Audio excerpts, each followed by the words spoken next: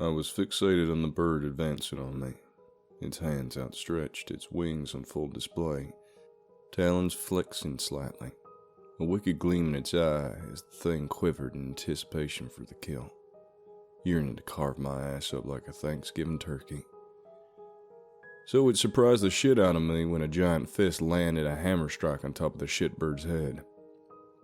The shitbird was probably even more surprised when the top of his head caved in and its eyeballs burst out their sockets. I mean, that is to say, he didn't have long to care about it. But I bet for a couple of milliseconds he was totally like, "What the fuck, bro?" I looked towards the source of the hammer strike. There was a battered and bloody Lavonda Gruck. Her uniform was torn to shreds, body armor barely hanging on by one of the shoulder straps. She had lost her duty belt somewhere in the fracas. The orc's shirt had become untucked. Her hair was free of its ponytail and soaked in gore. I noticed that the tip of her right ear was gone, torn off in the fray. She was also still fighting about 5 or 6 of the Valkyries, with more on the way. Lavonda had saved my ass again. Watching the giant orcish vampire fight Valkyrie was like watching velociraptors fight a T-Rex.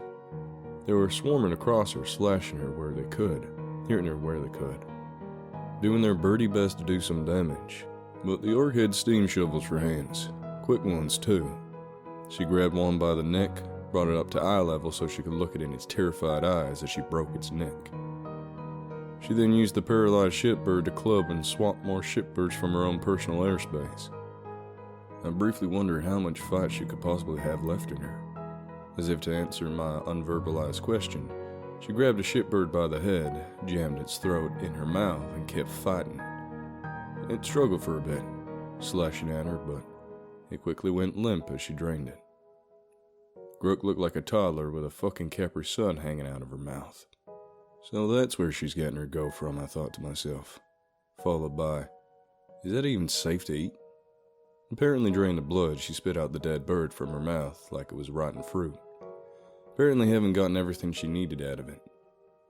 It hit the ground like an old sack of bones, no life left in the thing. Her eyes briefly found me. "Calm!" She yelled, her mouth covered in shitbird blood. "You okay?" "I'm just fucking dandy." I responded from my spot leaned up against the cattle gate. "Language!" She positively roared as she tore the shitbird in half at the waist, with about as much effort as I would expend on ripping an egg roll in half. Blood and feathers filled the air around her, a loop of bloody intestine kicking up puffs of dust as it landed at her feet. "Shit, alright," I muttered. She told me later that my eyes were as wide as saucers when I said that. I can neither confirm nor deny that. But I can confirm that my butthole puckered up at a little gruesome display of raw power. "Alright, someone's gotta get to the cars." She roared as she chucked pieces of a bifurcated shitbird at her attackers. "I have no idea where the heck these things keep coming from, but they are coming." "On it!" I heard a crisp English accent respond. I caught Dollywall coming out of my peripheral vision. He was sprinting for the gate, 3 shitbirds hot on his tail. He was just as bloody and battered as Gruck, but he had a huge-ass fang grin on his face, like he was enjoying this shit. He was nearly to me in the gate I was propped up on. He tensed his legs and made to jump. He was going to jump the cattle gate, right over my head. I wondered if the shitbirds chasing him would follow him over the gate, or descend on me and tear me the fuck apart. I didn't have much time to wonder as he hit his estimated point of takeoff. He was all feline grace as he left the ground. However, mid-air he got tackled by a flying shitbird. They twisted in mid-air trying to tear each other apart. They hit the ground and got right back to slashing at each other. The 3 shitbirds who had been chasing the Rakshashan caught up and dove right into the fight. Dollywall was quick. So quick, in fact, that he looked like a blur. But as quick as he was still fighting from the defensive. If he turned his back on the shitbirds, they would have him. "Well, shit," I grunted. "Guess it's me then." My fellow deputies were in a better shape to fight the shitbirds anyway. Might as well try and make myself useful. I'm not going to bore you with the specifics of a 20-foot stumble to the patrol cars, but I will tell you that the shape I was in, that was quite possibly the hardest thing I've ever had to do. That short walk let me know just how bad off I really was. I got to Lavonda's SUV first. I leaned against it for a moment. trying to build up enough grunt to just open the damn door. I reached down for the door handle and gave it a yank. No joy. The truck was locked, which was extremely frustrating, since I could see Lavanda's personal radio on the dash, where she left it before we made the hike up to the Millers. I looked down the line of cruisers to my car. I was in my pocket and realized my keys weren't in them. "Gruck!" I hollered out. "Open your damn truck!" I hoped I was loud enough for her to hear. "Potty mouth!"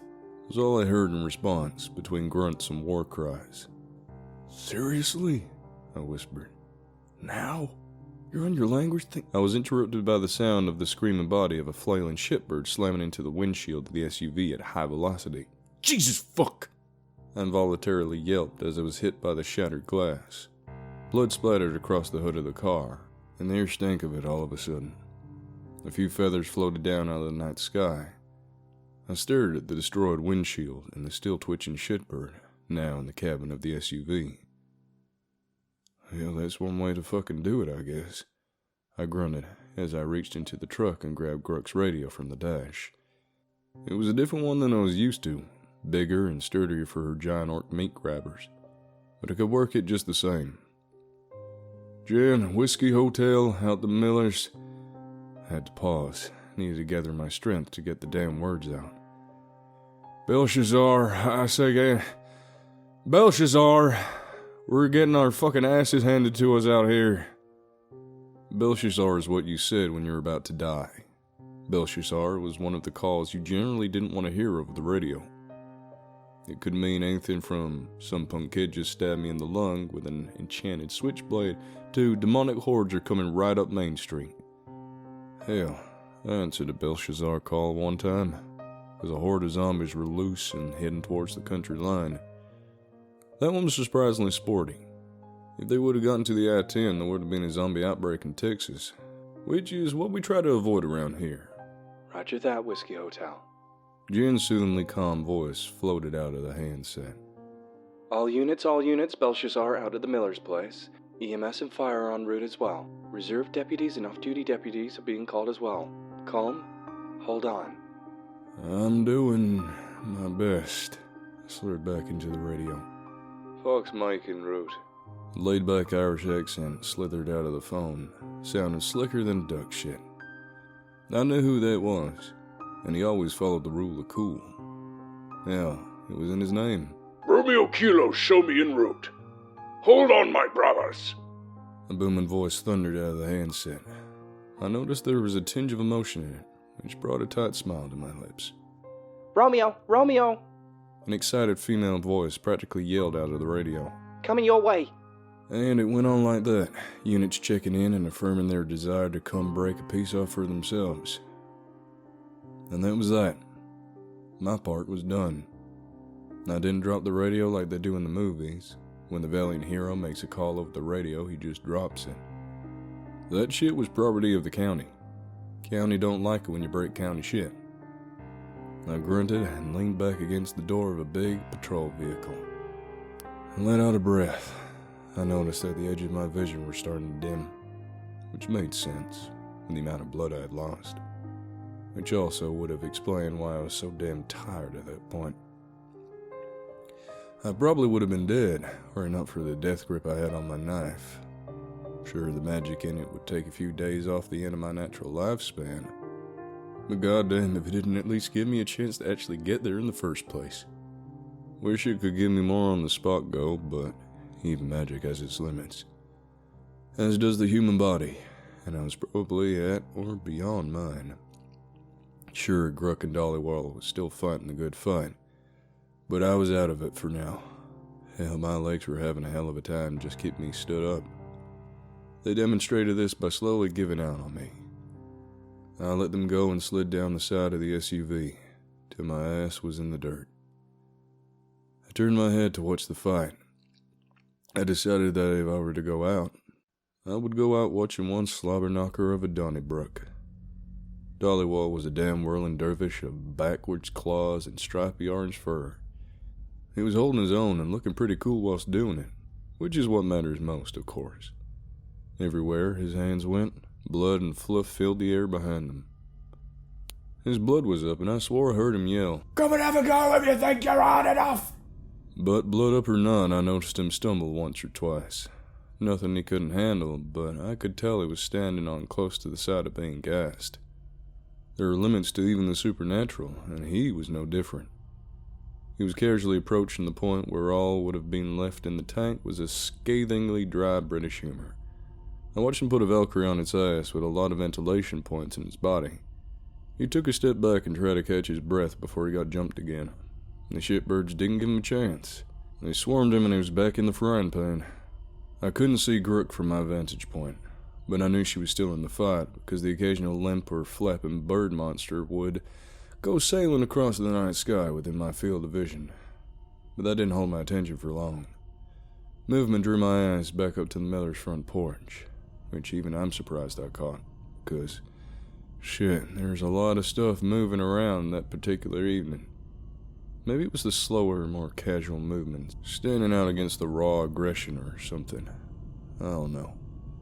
It was hard to shit for my slowly dimming vision to focus on the form, and I didn't get all the details I would have, were I in less perforated state. Some shithead was walking across the Miller's front porch, just as casual as can be. The form took a seat on the Miller's porch swing and kicked its feet up on the porch railing, like some asshole watching two hobos fight over a lady hobo in a McDonald's parking lot.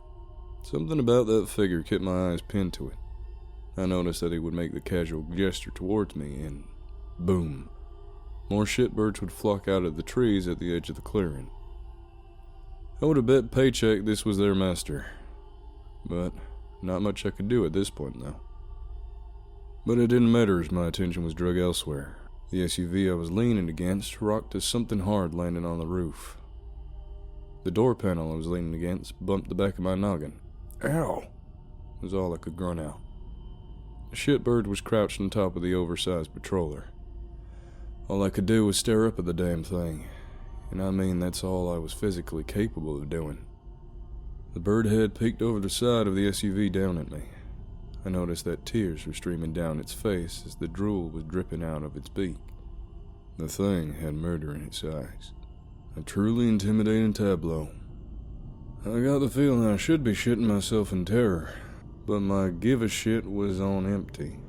I was a dead man who just hadn't gotten with the program at that point. I did manage a tired smile, though, because it was the very same shitbird I had maced earlier, come back for some vengeance, of course. But the snot-covered snout and the reddish tint to its bright white eyes was funny to me. "I just might got something else for you," I said, the weariness seeping out of my bones and soaking my voice. The bloody fingers of my free hand slipping around the grip of the yellow taser sitting on my belt in a cross-draw fashion. The thing glared down at me, twigged that I was up to something, not wanting to let me send him on a lightning ride. It made its move. I realized I just didn't have enough draw to zap the son of a bitch with the speed it required. Its clawed feet managed to leave the sunroof of the SUV, right before the world exploded just out of my cone of vision. With a flash and a bang, the shitbird's crotch exploded in viscerous smear of blood and feathers. The creature collapsed on the roof of the SUV, thrashing and screaming. Another crack of thunder and the creature's head exploded. "I don't care what plane of existence you come from," a voice that sounded like a sports radio play-by-play man enthused. "That had to hurt." I turned my head and took in a beautiful sight. He was a medium-sized man of native extraction, rocking a shaved head. I caught the vague smell of fish oil wafting from him. The star on his chest seemed to have a little extra gleam on it as it caught the moonlight. Senior Deputy Johnny Karankawa, favored son of the dog keepers himself, I said with as laid-back a tone as I could muster in the state I was in, as I live and breathe. "Hey, cowboy," he said to me as he fed a couple shells into a Benelli M4 Super 90 shotgun, his voice jovial. "You doing okay?" "Oh," I deadpanned. "Being better." "Well, you look like shit, bud," he said as he crouched before me, his shotgun at his shoulder with his head turned towards Lavonda, who was using a giant rock she had found somewhere to pulp shitbird skulls, not but 40 feet from us.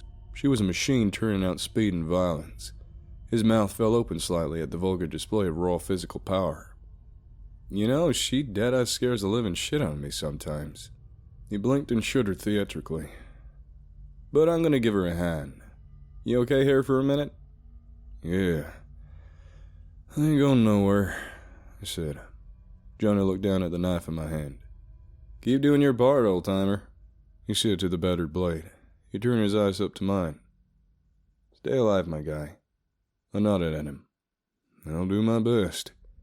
He nodded back at me and stood up. The boys will be arriving shortly, he said as he stood. All out. The words sounded more like a command than anything. One I was inclined to follow. I'll do my best, boss. I repeated myself to his back as he walked away. He spat in the dirt. I wasn't sure what significance of that was, but he started firing the semi-automatic shotgun at targets as they presented themselves. So I reckon it was meant for the shitbirds he started killing. Now I know what you're thinking. Why didn't he stay and help my favorite deputy out? First of all, thank you for proclaiming me as your favorite. Means a lot to me. And second of all, he would have helped out immediately. But you know the first step of combat medicine?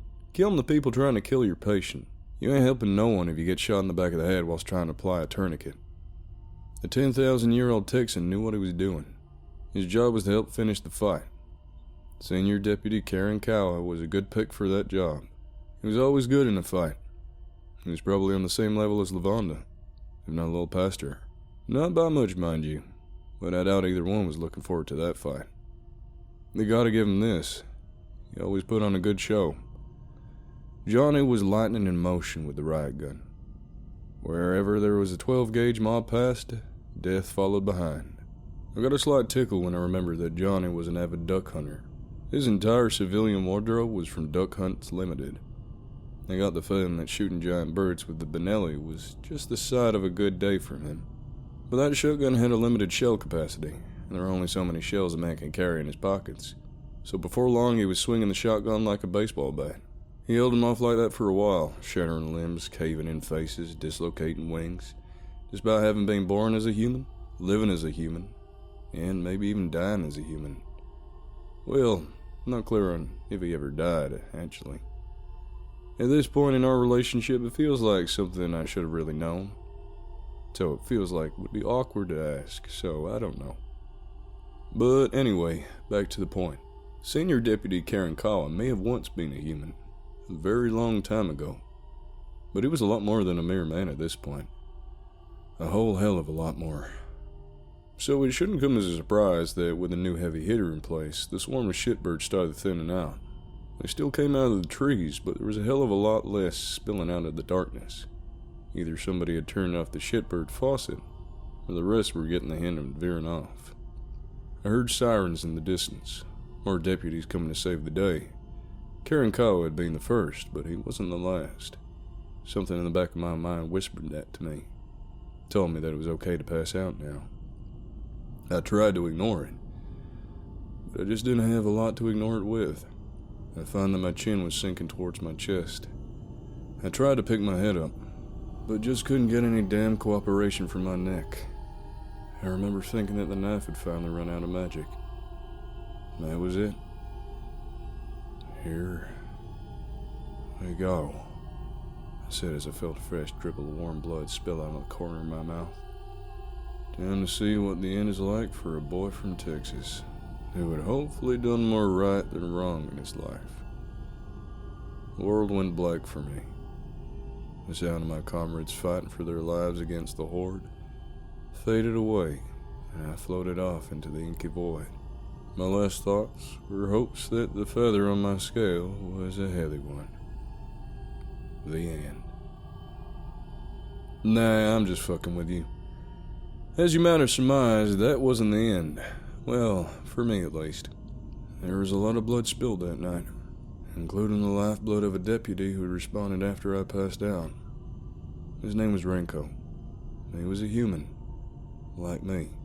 Unlike me, he didn't have an enchanted combat knife to keep him on this side of the land of wind and ghosts. I didn't really know the guy. He was a rookie. To being a deputy and to the supernatural side of the veil. But it still hurt to hear that he died. and he passed in a fight that I survived. Well, that's a bundle of emotional trauma to unpack another day. The next things I can remember are flashes, little snatches of peeks from the void. The feeling of my shirt being torn open and my body armor being pulled off. How the fuck is he still alive? A gravely inhuman voice asked. Doesn't matter, Another voice responded. he is. That's what counts. Wow, that's an embarrassing tattoo. The first voice responded, but I drifted away in the middle. The next thing I remember is the inside of an ambulance, with a medic frantically trying to stuff something back into me. The EMT had 4 eyes, and all of them looked frantic. He tore open a syringe wrapper in paper with his teeth. I could hear a turbo diesel engine roaring along with a siren somewhere in the background. They sounded really far away. One of the medic's eyes caught my open eyes, and the other 3 spun my way. Deputy, just pass the fuck out again. This shit's gonna hurt. He said as the syringe came my way. What a nice young man, I thought as he injected me with something that gave everything a dreamy quality. Next thing I remember, I was watching ceiling tiles pass overhead. People were yelling at each other. Phrases like blood loss, massive trauma, and organ failure were being thrown around.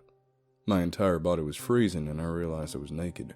There was a woman in nurse's scrubs straddling me, and for a second, I thought my day was turning around for the better. And it wasn't, though. I realized she was humming Stayin' Alive by the Bee Gees. I gotta tell you, I hate the fucking Bee Gees. I also felt like she was punching me in the chest to the tune of the song. I realized she was doing chest compressions on me. It's never a good sign when somebody has to do chest compressions on you. Oh shit, I thought. That ain't good. Fuck! The nurse exclaimed upon noticing I was staring up at her. He's awake!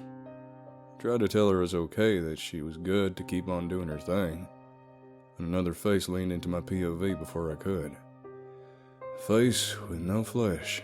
Ragged skin hung off the edges where the face should have been, like a man had grown tired of having an identity and simply torn his face off.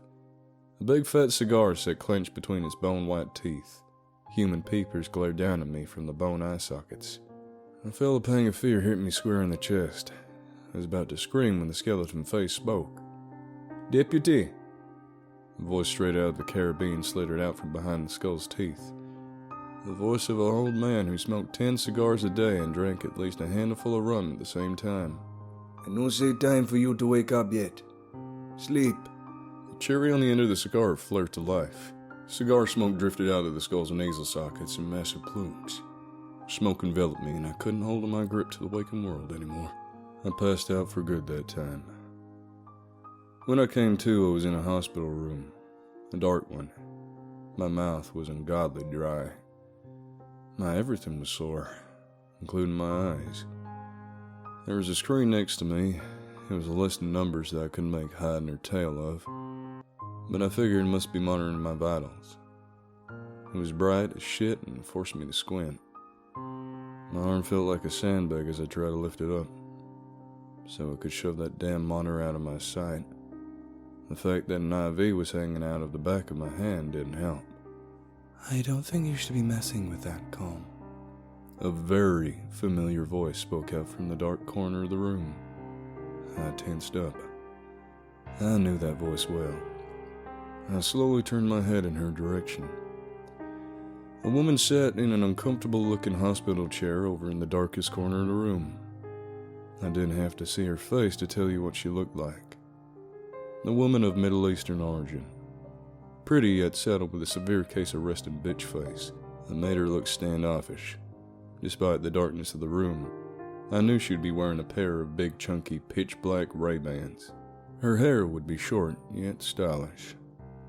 As I watched her, an orange glow shine out from behind her sunglasses. Her face wasn't in bitch mode, though. No, she looked just a touch angry. Tiny flames started to lick out from behind her glasses. Who did this to you? Great, I muttered, ignoring her question outright. My voice being pushed through a dry throat sounding scratchy and rough. My fucking ex is here, and she wants to be involved.